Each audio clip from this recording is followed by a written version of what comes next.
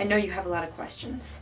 First of all, I had finals. That's why I was gone for a year and a half. It was more like 3 weeks. 2, I am deep conditioning my hair because 3, I dyed it brown. And prior to dyeing it brown, I dyed it blonde a lot, which means it's dyeing. 4, the reason I'm doing this while I am filming instead of looking normal is because I filmed my entire intro and outro and it looks a little weird and the lighting was off, so I'm redoing it while I do this. I think this is more entertaining anyway. So today I have a really fun video where I make a Christmas card using a fun technique that I invented. So I hope you guys enjoy it. Okay, so as you can see, I also got, in addition to my hair, a new desk mat. And this design kind of reminded me of watercolor paints, the squares that they come in and you can get them wet and stuff.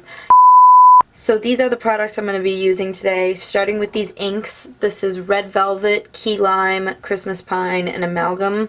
I will be using a red and green ink dauber to create a look on this card. I'll be doing that in just the middle section by taping off parts with purple tape. Then I will be going over that part with a white gel pen to create a marbled effect on there. Then I will take this silver twine and kind of wrap it around that section to add a little bit of sparkle and detail. And then I'm also going to use purple tape to tape off a section to do a background stamp to show you how you can create multiple different techniques on the same piece of paper.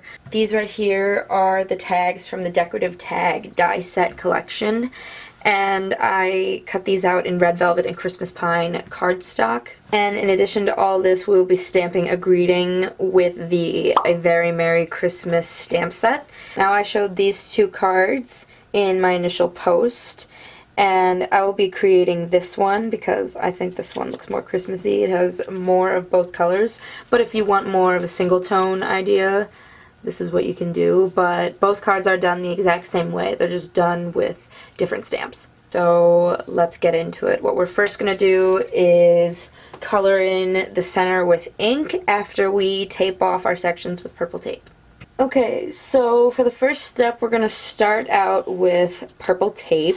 I cut this piece of cardstock to 4 inches by 5 1/4, and now I'm going to take my purple tape. I want it to be a little longer than this way, and sometimes the purple tape, it holds on to paper really strongly because it's good at keeping things in place, but sometimes you need to reduce the stickiness on the back. So what I like to do is I like to press it into my computer mat. Just push it on there. Maybe stick it on your clothes. Just absorb all those fuzzies and Dorito dusts. This would have been a lot more effective had I had my old mat. And I'm just lining it up with the top of the card, putting it down, and then you can tape it to a piece of cardstock behind it so you don't ruin your new mat. Now you just want to do the same thing. I just stuck this one to Mishi. Okay, so now what we're going to do is take our ink dauber, and I'm going to start with the Key Lime color, and I'm just going to ink it up and put this color towards the center. Now I used Christmas Pine previously with this ink dauber, so it might be a little more minty and Christmassy than the normal Key Lime color. See how it's kind of splotchy and not blended the best? Now I'm taking the Christmas Pine color, really jam that one on there. Now rotate. You can also choose to leave this part white if you blend it a little bit, but it's a little too late for me to do that. So that's what it looks like, just the inside of Shrek's belly button. So now what we're gonna do is gently peel this off. Hopefully our Dorito dust saved the cardstock underneath. Beautiful. And now we're gonna take more purple tape. Now I know you guys might be panicked at how much purple tape I've used so far. You might not want to waste your products, but we buy our products to use our products.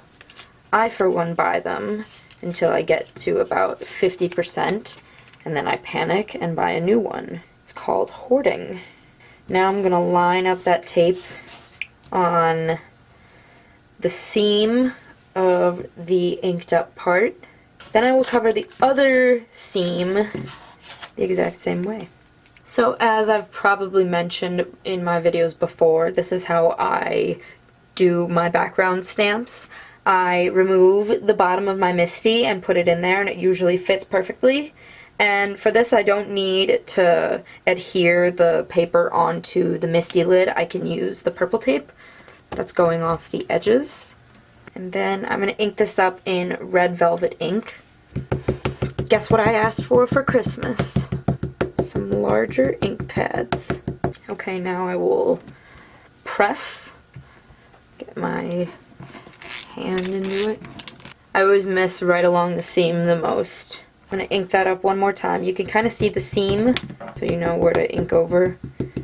And I just like to do this one more time, just to make sure we get as close to the edge as possible. Just a little bit, but that kind of gives it a glow. Here we go. Oh. So as you can see, there are lines going this way. At least it appears that way with the ink pattern. So I'm just gonna draw obscure lines all over, like this. And I know that looks, and I know that's not an exhilarating start, but it'll get a little better. Marble doesn't have to be that perfect. And the fact that my gel pen's kind of dying on me adds a little bit of a wispy effect to the veins in the marble, so if your products are dying like mine, just roll with it. Okay, so I went ahead and die cut the largest size tag from the decorative tag die set collection, and I'm going to stamp this greeting. It says, "I heard you were good this year. Cannot give that to Mishi." So I'm going to stamp that on there in amalgam ink, and then I'm going to write some little things on these tags right here. This is the A Very Merry Christmas set, and there's a lot of fun greetings that are Christmassy, but this one's skinny enough to fit on here, so I'm gonna do that. Okay, and I stamped it on there, okay, and oh, I don't even want to show you the stamp set because it's so messed up, but this is my holiday wreath builder. I'm going to be using this tiny little snowflake right here in red velvet, just to add a little more detail on here, to pull in the whole card. So I'll put one here, and here. Okay, so here are the details I added to the little tags. They're still a little wet, but I'm just going to try to avoid touching them. This is the twine I'm using. The one I got, I'm not really a fan of. I got it from Michael's because I asked my mom for some good kind, and this kind was the only one I could get in time to make my video.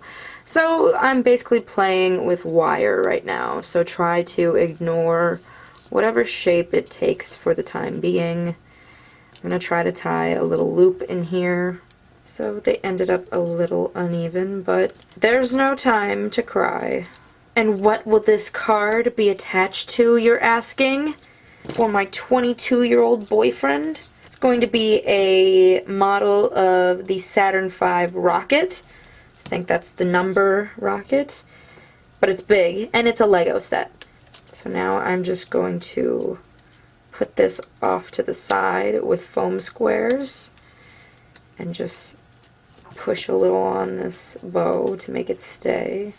Just as I was mounting the card, I realized I forgot a critical step in this process that would have gone a lot easier if I hadn't adhered this tag on here so impulsively, but what we're going to do is feed this wire through the tag because I am not one to back away from a more difficult approach of doing a technique. For everyone actually watching these for educational purposes, 1, why?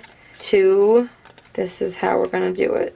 So first of all, I'm going to wrap this all the way around in the pattern I want. I know, doesn't look right. It's not right. I didn't do it right. You want me to say it out loud, I will. I'm just doing this to measure how much twine I need. And now that I have the proper amount cut and taped to the back with purple tape, I am going to stretch it to make sure it's very taut and then I'm going to weave it through the tag.